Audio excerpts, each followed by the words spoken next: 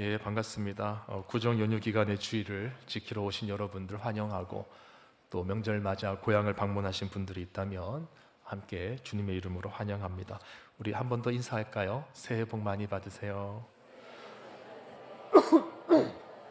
예, 새해 복 많이 받으세요. 예. 우리는 지난주부터 주기도문에 대한 말씀을 살펴보고 있습니다. 지난 시간에는 이 주기도문에 앞서서 잘못된 기도의 자세가 무엇인지 한번 살펴보았죠. 거기에는 두 가지가 있었는데, 하나는 하나님을 의식하고 그분께 집중하기보다 사람들을 의식하고, 여기서 말하는 의식은 단순히 누가 있어서 기도를 못하겠다 그런 의식이 아니라 자신을 과시하는 거예요. 사람들 앞에서 자신을 과시하고자 하는 목적으로 하는 기도, 그것을 예수님은 외식하는 기도라고 했습니다. 또 다른 하나는 중언부언하는 기도인데, 일종의 주문과 같이 단순 반복의 긴 기도를 통해서 자신의 감정을 고조시키는 겁니다. 이방인들은 기도할 때 어떤 정해진 멘트와 문구를 가지고 또 알아들을 수 없는 어떤 의성어 같은 그런 소리들을 갖고 와서 무한 반복하는 그런 기도를 했습니다. 왜 그렇게 하느냐? 이제 그렇게 하면서 어떤 자신의 감정이 고조되는 거예요. 오늘날에도 간혹 이 방언이라는 이름 아래 좀 이렇게 조심해야 되는 기도를 하는 분들이 종종 계시는 것 같다는 생각이 듭니다. 의미 없는 단어를 무한 반복하면서 사실은 자기 자신의 감정을 고조시키는 거예요. 그리고 그곳으로 끝나는 게 아니라 그곳으로 하나님에게 어떠한 자극을 가하려고 하는 겁니다. 그래서 막 지치게끔 만드는 거예요, 하나님을. 그래서 뭔가를 얻어내려고 하는 거죠, 하나님 앞에서. 사실상 이 모든 언저리에는 뭐가 깔려 있냐면 인간적인 노력이 깔려 있는 겁니다. 인간적인 노력으로 뭔가 하나님부터 얻어내려고 하는 것. 그래서 지난주에 우리가 이 의성어, 그러니까 중언부언이라고 하는 단어가 이제 의성어라고 제가 말씀을 드렸잖아요. 근데 그 의성어 자체가 의미가 없는 의성어, 옹알이 같은 헬라어인데 그 헬라어를 계속 반복하는 겁니다. 그래서 얼핏 들으면 제가 1부 시간 때는 하지 않았는데 2부 시간 때 좀 흉내를 냈잖아요. 얼핏 들었을 때는 마치 그 오늘날 방언하는 것처럼 들리는 그런 소리들이 있었죠. 예. 그러니까 그런 식으로 막 스스로의 감정을 고조시키는 그런 경우들이 있는 거예요. 그래서 제가 지금 이제 방언의 문제를 말하는 게 아니라 이제 중언부언하는 기도에 대해서 말을 하고 있는 겁니다. 여러분들 오해 없으시길 바라고요. 그래서 이러한 이방인들과 같은 기도, 이런 것들을 주님께서 금지시키신 거예요. 그리고 이제 오늘 본문에서 본격적으로 기도에 대해서 이제 가르쳐 주시면서 그러므로 너희는 이렇게 기도하라라는 말씀으로 시작을 하십니다. 그러므로 너희는 이렇게 기도하라. 여러분, 여기에서 이렇게 기도하라는 말은 이제 외식적인 기도, 또 이방인과 같이 중언부언하는 기도, 이제 그렇게 기도하는 자들과 뭔가 구별된 기도를 하라는 말씀이 되겠죠. 그럼 우리가 어떻게 기도하는 것이 그들과 구별된 기도를 하는 것인가? 이것을 위해서 예수님께서 오늘 본문에서 가장 먼저 가르쳐 주시는 내용이 뭐냐면 바로 하늘에 계신 우리 아버지입니다. 하늘에 계신 우리 아버지요. 참고로 말씀드리면 이 주기도문에서 헬라어에서 가장 먼저 나오는 단어는 하늘에 계신이 아닙니다. 우리 이제 번역상 우리 성경에서는 하늘에 계신이라고 되어 있지만 헬라어 성경에서는 아버지라는 말이 가장 먼저 나옵니다. 지금 예수님은 제자들을 향해서 기도의 대상을 분명히 할 것을 말씀하시는 거예요. 바로 하나님을 아버지라고 믿고 받아들이는 것이 중요하다는 거죠. 이건 굉장히 엄청난 가르침입니다. 오늘날 우리는 이것이 너무 당연하게 받아들여질지 모르겠지만 예수님 당시에 그 관점으로 이 부분을 볼 필요가 있어요. 구약 시대에도 하나님을 아버지로 표현하는 경우가 종종 있기는 했습니다. 구약 히브리 성경을 보면 2만 3천 구절, 여러분 구약 성경이 2만 3천 구절 이상입니다. 굉장히 많은 구절이죠. 근데 그 많은 구절 중에서 하나님을 아버지로 표현하는 경우가 총 몇 번이 나올까요? 여러분 구약 성경 많이 읽어보셨잖아요. 혹시 구약 성경에서 하나님을 아버지라고 부르는 경우 기억나십니까? 제가 찾아보니까 총 7개 구절에서 8번밖에 나오지 않습니다. 그것도 개인의 아버지가 아닌 이스라엘의 민족적 아버지, 민족의 아버지를 뜻할 때만 아버지라는 단어가 간혹 사용이 됐더랬어요. 개인적으로 예배하고 기도할 때 하나님을 아버지라 부르는 경우는 없었다는 말입니다. 자, 그럼 이제 신약에 넘어와서는 어떨까? 신약 시대에 넘어와서 당시 유대 랍비 문서들을 보면은요, 정말 가끔씩 하나님을 아버지라고 부르는 경우가 있기는 한데, 그것도 학자들에 의하면 대여섯 곳밖에는 발견하지 못했다고 합니다. 하나님을 아버지라고 부르는 것이.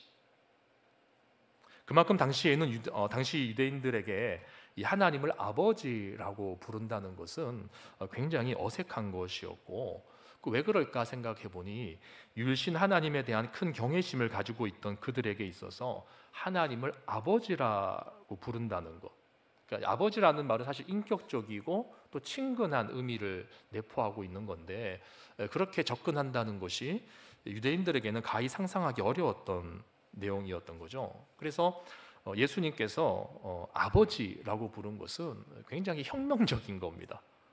가히 혁명적인 발언이라고 할 수 있는 거예요. 참고로 우리가 기억할 것은 예수님은 주기도문에서뿐만 아니라 다른 복음서, 우리가 지금 오늘 보는 본문은 마태복음이잖아요. 근데 마태복음 제외한 마태복음을 포함한 마태, 마가, 누가, 요한복음 그 모든 복음서에도 예수님은 하나님을 아버지라고 자주 언급하셨는데요. 쭉 찾아보니까 대략 몇 번 정도 나왔을까요, 여러분? 구약에서는 뭐 7, 8번 그 정도였습니다. 예수님이 몇 번 정도 사용하셨을까요? 하나님을 아버지라고. 183번을 아버지라고 불렀어요. 근데 그 복음서의 183번 중에서 물론 뭐 몇 번의 오차가 있을 수는 있습니다만 제가 찾아본 결과는 그렇습니다. 그런데 이것들을 제외하고 다른 사람들이 하나님을 아버지라 부르는 경우는 없었어요. 거의 복음서에서. 간혹 가다가 이제 세례 요한이나 또 요한의 저자인 요한복음의 저자인 요한이 처음에 예수님을 소개할 때 아버지의 품에서 나왔다라고 하는 그런 식으로 아버지를, 하나님을 아버지로 표현하는 경우는 있었지만 그 외에는 없습니다. 그만큼 예수님과 하나님과의 관계가 매우 특별한 관계였다는 것을 우리에게 말씀해 주는 거예요. 그리고 결국 이 호칭 때문에, 이 특별한 호칭 때문에 예수님이 어떻게 되시느냐? 십자가에 못 박히게 되시는 거죠. 마태복음 26장에 보면 대제사장들과 온 공회가 예수님을 죽이기 위해서 이제 거짓 증거를 찾으려고 혈안이 돼 있을 때, 이때 가장 결정적인 내용이 뭐였냐면 바로 예수님이 자신을 하나님의 아들이라고 했다는 거예요. 그러니까 뒤집어 말하면 아버지로 불렀다는 거죠. 그 말을 듣고 예수님에게 덮어 씌운 죄가 뭐냐면 신성모독죄였습니다. 그리고 그걸 가지고 제사장들이 로마 당국에 예수님을 넘긴 거예요. 결국 하나님의 아들로서 하나님을 아버지라고 부른 예수님의 이 호칭은 당시 예수님만의 독특한 어법이었다는 겁니다. 그래서 이것은 당시에 굉장히 충격적인 호칭이었던 거예요. 오늘날 우리에게 너무 자연스럽지만 그 당시의 사람들이 봤을 때는 굉장히 충격적인 발언이었던 겁니다. 그런데 오늘 본문에서 더 파격적인 게 나와요. 이게 뭐냐? 예수님께서 그 아버지라는 호칭을 제자들에게도 적용시키고 있다는 거예요. 예수님의 하나님을 아버지라 부른 것도 당시 사람들에게는 충격적인데 지금 제자들에게도 너희들이 기도할 때 하나님을 뭐라고 부르라고요? 아버지라고 부르라고 했다는 겁니다. 이게 더 충격적인 거죠. 그런데 이것이 바로 외식하는 기도와 중언부언하는 이방인들의 기도와 구별이 되는 바른 기도의 시작이라고 말씀하시는 거예요. 여러분, 우리는 우상에게 기도하는 자들이 아닙니다. 나무와 돌에게, 어떤 자연의 어떤 형상에 기도하는 자들이 아니에요. 심지어 보면 사람들에게 기도하는 자들도 있죠. 목사님, 사람에게 기도한다는 게 말이 됩니까? 아니요, 제가 보니까 사람에게 바라고 사람에게 구하고 사람에게 매이는 거, 그 결국 다 사람에게 기도하는 것이더라고요. 아닙니까?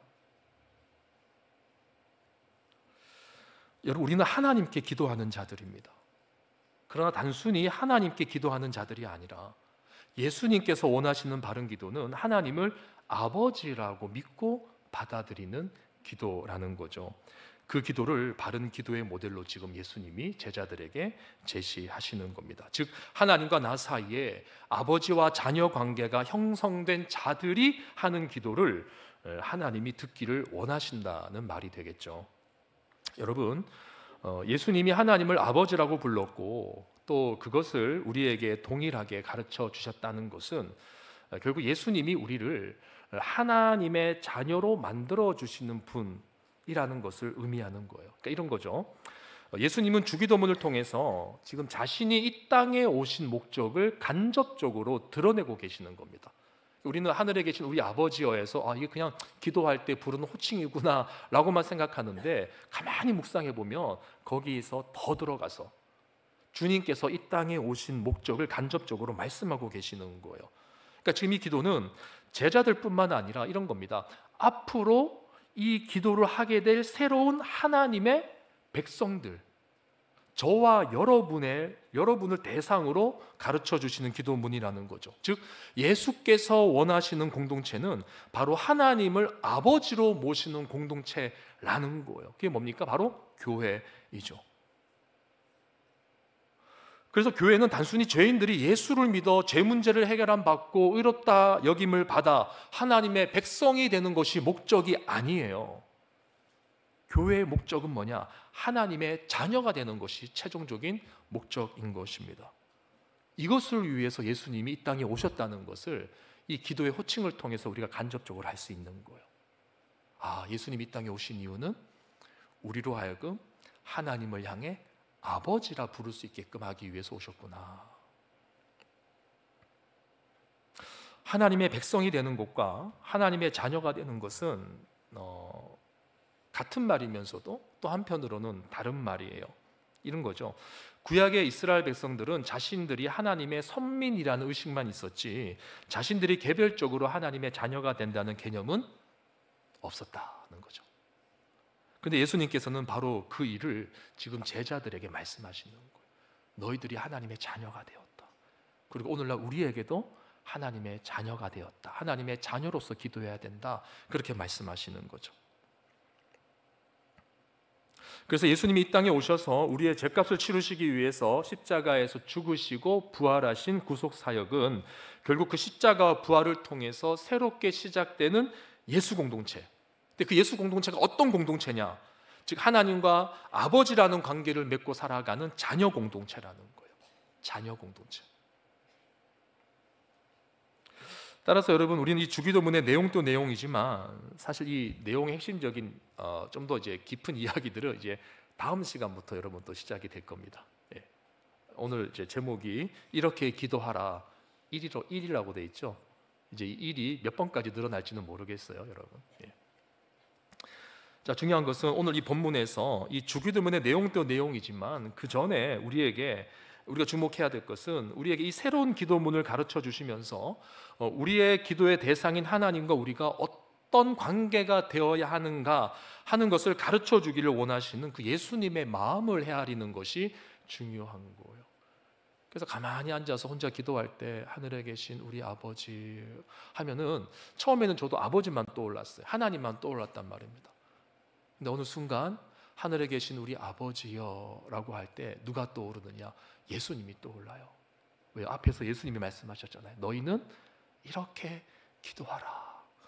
예수님이 우리에게 아버지를 주셨어요. 이게 너무 감사한 거예요. 예수님 우리에게 아버지를 주셨구나. 그 감사가 나오더라고요. 그래서 예수님이 없이는 하나님 아버지도 없는 거예요. 오직 예수님을 통해서만 우리가 하나님의 자녀가 되는 특권을 얻게 된다는 사실을 여러분 꼭 믿으시길 바랍니다. 이런 맥락에서 우리가 잘 아는 말씀 있잖아요. 요한복음 4장 16절에 보면 예수님이 자신이 길이고 진리이고 생명이라고 하셨어요. 말씀을 좀 띄워주시면 감사하겠습니다. 내가 곧 길이요 진리요 생명이라고 했는데 그 다음 말이 뭡니까? 나로 말미암지 않고는. 이게 중요한 거죠. 누구에게로요? 아버지께로 올 자가 없느니라. 그러니까 예수님께서 길이고 진리이고 생명이신 이유는 그분만이 하나님을 우리에게 아버지로 만나게 해줄 수 있는 분이라는 거죠. 그래서 그분이 길이고 진리이고 생명이신 거죠. 할렐루야. 그래서 요한복음 1장 12절은요, 영접하는 자, 곧 그 이름을 믿는 자들에게는 하나님의 자녀가 되는 권세를 주셨으니 라고 말씀하시는데, 이것은 본래 무엇을 전제로 하는 겁니까? 우리는 본래 하나님의 자녀가 아니었다는 거죠. 아니었는데 하나님의 자녀로 접붙임을 당했다는 말입니다. 그래서 신학적인 용어로 이게 양자되었다 그래요. 양자되었다. 같은 맥락에서 갈라디아서 4장 4절 5절을 보면, 때가 참에 하나님이 그 아들을 보내사, 그 아들이 누굽니까? 예수님이죠. 예수를 보내사 여자에게 나게 하시고 율법 아래 나게 하신 것은 율법 아래 있는 자들을 속량하시고 우리로 무엇을 얻게 하기 위함이에요? 아들의 명분을 얻게. 여러분들은 본래 아들이 아니에요. 여러분들은 본래 자녀가 아니었습니다.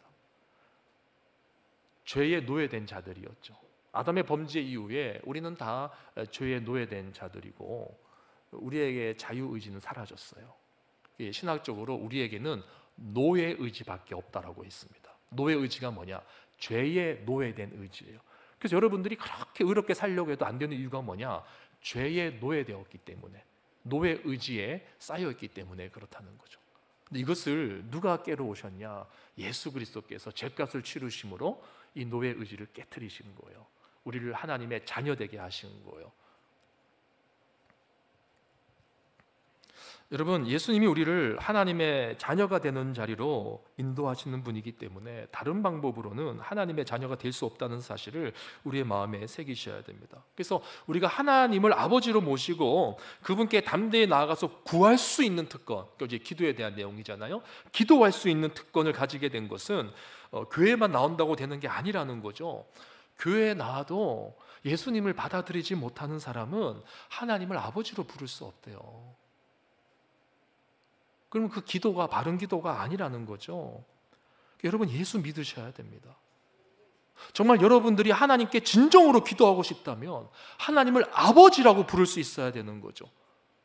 그러기 위해서는 길이고 진리고 생명 되신 예수님을 만나야 되는 겁니다. 우리가 하나님을 아버지로 만나야지만 담대하게 아무 때나 언제든지 편안하게 눈치 안 보고 솔직하게 있는 그대로 염치 불구하고서라도 하나님 앞에 나아갈 수가 있는 거예요.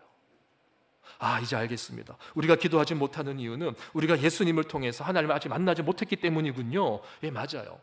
여러분, 우리의 기도의 문이 막히는 경우가 몇 가지가 있거든요. 첫 번째는 하나님을 우리의 아버지로 연결시켜 주시는 예수님을 아직 만나지 못했기 때문이고요. 두 번째는 예수님을 믿지만 여전히 우리 안에 해결하지 못한 죄 문제가 있을 때입니다. 이 죄를 회개하지 않으면 기도의 문이 열리지 않아요. 절대 열리지 않아요. 세 번째는 내가 원하는 대로 기도 응답이 되지 않아서 하나님 아버지께 실망한 경우입니다. 실망하면 또 기도하기 힘들죠. 또 네 번째는 하나님보다 세상이 더 커 보일 때예요. 세상이 더 커 보인다는 것은 어느새부터인가 내 안에 이 하나님의 자리보다는 내 자리가 더 커져 버린 거죠. 여러분, 세상의 자리가 더 커졌다라고 변명하지 마십시오. 내 자리가 커진 거예요. 내 자리가 커지니까 여기에다가 세상 것들을 막 집어넣는 거죠. 내 자아가, 자기중심적인 생각이 너무 커져 버렸기 때문에 하나님의 방법 찾지 않습니다. 내 방법으로 일처리를 하려고 하는 거죠. 자연스럽게 기도하지 않겠죠. 자, 여러분, 이 첫 번째에서 네 번째 사이에 여러분 어디에 속하십니까? 만약 여러분들이 두 번째, 세 번째, 네 번째의 경우라면 저는 그나마 다행이라고 말씀드리고 싶어요. 왜냐하면 여러분들은 이미 하나님을 아버지로 모시고 있기 때문이에요. 예수를 믿고 있기 때문이에요. 그래서 이런 경우에는요, 하나님의 징계가 있습니다. 때로는 하나님의 위로도 있어요. 때로는 하나님의 훈계가 있고, 또 혹은 성경적인 깨달음을 통해서 기도가 회복될 수가 있어요. 그런데 첫 번째의 경우라면 문제가 다릅니다. 아직까지 예수를 믿지 않는 거예요. 예수를 믿지 않는 자들은 절대로 하나님을 아버지라고 부를 수 없습니다. 하나님을 아버지라고 부를 수 없는 사람은 하나님께 기도할 수 없다라고 예수님이 말씀하시는 거예요. 여러분, 오늘 한국 교회가 기도에 많이 매달렸지만 신앙과 삶에서 바람직한 열매를 맺지 못하는 이유가 뭘까요? 바로 기도의 본질을 모르거나 오해하기 때문입니다. 기도의 본질에서 첫 번째로 중요한 것은 바로 기도의 대상이에요. 이제 기도의 내용에 대해서는 우리가 이제 다음 시간부터 찾아볼 겁니다. 계속. 근데 그 전에 먼저 짚고 넘어가야 될 게 뭐냐? 오늘 예수님이 우리에게 말씀하시는 것은 너 기도의 대상을 분명히 하고 있니? 라고 말씀하시는 거예요. 하나님을 아버지라고 부를 수 있니? 라고 말씀하시는 거예요. 여러분, 하나님을 아버지라고 부르실 수 있으십니까? 하나님의 아버지 되심을 모르는 자들은요, 그저 내 뜻을 이루기 위한 도구로만 기도를 생각합니다. 간혹 가다가 육신의 아버지와의 관계가 너무 안 좋아서 하나님을 아버지로 부르는 것에 대해서 심각한 거부감을 느끼는 사람들이 있는데, 그분들에게 권면하는 것은 성경으로 돌아가십시오. 성경에 나와 있는 아버지 되심이 뭔지를 찾으시면 됩니다. 내 육신의 아버지는 약할 수 있어요. 내 육신의 아버지는 굉장히 나에게 거부감을 줄 수도 있습니다. 제 주변에 그런 사람들이 종종 있어요. 정말 아버지를 내가 정말 어떻게 하고 싶다라고 할 정도로 그 고통스러운 가정 환경에서 자라난 친구들도 있어요. 근데 그 친구들이 예수를 믿고 변화가 되더라고요. 육신의 아버지로부터 시작하는 것이 아니라 성경에 기록된 하나님 아버지로부터 다시 시작하더라고요. 회복이 일어나더라고요. 기도 응답이 나타나더라고요. 여러분, 하나님의 아버지 되심을 모르는 자들은요, 그저 내 뜻을 이루기 위한 도구로만 기도를 생각합니다. 거기에는 사랑과 신뢰를 바탕으로 한 이것이 없어요. 이것이 뭐냐? 인격적인 관계가 없는 것입니다. 여러분들이 육신의 아버지와 인격적인 관계가 안 될 수 있어요. 그러나 성경에서 하나님이 우리에게 말씀하시는 메시지는 뭐냐면, 내가 너와 관계하고 싶다라는 거예요. 내가 너와 대화하고 싶다. 내가 너를 만나고 싶다. 하나님이 인격적으로 우리에게 찾아오기를 원하신다는 겁니다. 여러분, 하나님은 단순한 기도의 대상이 아니라 우리의 아버지로서의 하나님이신 줄로 다시 한 번 더 믿으시길 바랍니다. 그분은 그저 우리의 기도를 들어주셔야만 하는 분이 아닌 거죠. 이렇게 생각하니까 우리가 많이 시험에 드는 겁니다. 이렇게 생각하십시오. 이제부터는 하나님은 나와 인격적인 관계를 맺기를 원하시는 분이다. 기도를 그렇게 아예 새롭게 정의를 하십시오. 기도는 뭔가를 구해서 받는 것, 그게 다가 아니에요. 기도는 하나님과 내가 인격적으로 친밀한 시간을 갖는 거예요. 때로는 기도 시간에 하나님과 우리가 줄다리기를 합니다. 하나님의 뜻이 이것 같아요. 근데 하나님, 저는 못하겠어요. 상렬아, 해야 된다. 아, 저 못하겠어요. 아니야, 해야 돼. 아, 못하겠어요. 여러분, 이게 인격적인 관계인 거예요. 하나님과 인격적인 관계가 이런 거예요. 제가 불순종하라고 말씀드리는 게 아니라 지금 이렇게 하나님과 주거니 받거니 하는 거예요. 하나님 뜻이 뭡니까? 하나님, 근데 도저히 못하겠는데요? 그래도 제가 해야 됩니까? 혹은 하나님, 정말 내가 지금 길을 모르겠습니다. 하나님의 방법이 뭡니까? 그러니까 하나님을 도구화 삼지 않는 거예요. 아버지로, 인격적인 대상으로 그렇게 하나님을 부르라는 겁니다. 특별히 여기서 우리가 한 가지 기억할 것은, 이것만 말씀드리고 마칠 텐데요, 우리가 하나님의 자녀가 되었다는 말은요, 하나님의 자녀로 입양이 되었다는 말, 양자 되었다고 제가 말씀을 드렸죠. 그 예수님 당시 고대 세계에서 입양은요, 분명한 목적이 있었습니다. 어떤 목적이 있었을까요? 오늘날 또 이제 입양하는 분들이 굉장히 많거든요. 저는 굉장히 바람직하다고 보고, 굉장히 우리 성도님들이 또 지향해야 될 가치가 된다고 봅니다. 정말 부모가 없는 자녀들, 또 어려움 가운데 있는 자녀들을 이렇게 입양을 해서 사랑으로, 또 예수 가족 공동체로 새롭게 우리가 품어주는 거, 굉장히 고귀한 거고 아름다운 거고 너무 칭찬받아 마땅한 거죠. 자, 그런데 오늘날 이 입양의 목적과 예수님 당시 이 고대 세계에서의 입양은 조금 차이가 있었어요. 예수님 당시 고대 세계의 입양의 첫 번째 목적이 뭔가? 뭐였을까요? 그것은 바로 상속인을 확보하는 것입니다. 상속인. 당시에는 상속인을 세우는 것이 너무 중요했기 때문에 일단 입양이 되고 나면 그 사람은, 입양된 사람은 과거에 자신이 지녔던 모든 법적인 지위나 책무를 포기해야만 했습니다. 이전에 맺었던 관계도 다 단절해야 될 정도였어요. 대신에 그가 새로 입양된 가족의 완전한 일원이 되는 겁니다. 새 부모의 권위와 보호 아래 있게 되는데, 이때 양부모는 이제 법적인 절차가 끝나게 되면 양자를 훈육할 권리와 양자가 소유한 모든 소유물의 주인으로서의 재산권을 행사할 수 있게 됩니다. 그러니까 어린 아이들만 입양이 된 게 아니었어요. 이 당시에는 나이가 든 성인들도 입양이 될 수 있었습니다. 근데 그 사람이 소유한 모든 소유물의 주인으로서의 재산권을 입양한 부모가 가지게 되는 거예요. 동시에 양자는 어떻게 되는가? 새로 맺은 양부모의 재산과 사회적 지위와 신분을 차별 없이 그대로 물려받을 수 있게 됩니다. 어떠한 상황이라도 양부모의 도움과 조언과 후원을 있는 그대로 다 받을 수 있게 되는 거예요. 이것이 예수님 당시의 로마의 입양 제도였습니다. 따라서 여러분, 우리가 오늘 본문의 성경의 신약의 어떤 그런 사상에 근거해서 우리가 하나님의 자녀가 되었다는 것, 입양되었다는 것, 하나님의 양자가 되었다는 것, 이것은 우리의 이전의 모든 죄된 삶을 다 단절해야 된다는 뜻이에요. 다 단절하고 이제는 하나님 아버지의 권위와 보호 아래 있게 된다는 것을 의미하는 것입니다. 그래서 아까 전에 입양을 하게 되면 그 사람이 원래 가지고 있던 그 모든 소유물의 소유권이 누구에게 넘어간다 그랬죠? 양부모에게 넘어간다 그랬잖아요. 그래서 여러분들이 예수를 믿게 돼서 하나님의 자녀가 되며 여러분들이 갖고 있는 여러분들의 모든 것, 시관, 물질, 건강, 관계, 여러분들의 그 모든 것은 누구 것이 되는 거예요? 하나님의 것이 되는 거예요. 하나님의 것. 하나님이 임의로 처분하실 수 있다는 겁니다. 하나님의 뜻대로 사용되어진다는 것입니다. 대신에 하나님께서는 당신의 모든 권세와 능력으로 우리를 끝까지 지키시고 보호하신다는 거예요. 그래서 설사 우리가 무슨 죄를 짓더라도 일단 하나님의 자녀가 되면 하나님께서는 끝까지 우리를 천국으로 인도하신다는 겁니다. 물론 이 과정에서 때로는 뭐 징계가 있을 수도 있고 책망이 있을 수도 있고 뭐 훈계가 있을 수도 있어요. 그러나 이것만큼, 이 상속만큼은 변하지가 않습니다. 무엇을 상속받나요? 천국을 상속받는 거예요. 천국. 그래서 로마서 8장 17절 보면 자녀이면 또한 상속자요. 자, 같이 읽어볼까요? 자녀이면 또한 상속자 곧 하나님의 상속자요 그리스도와 함께 한 상속자니. 여기까지요. 예. 또 에베소서 3장 6절도 볼까요?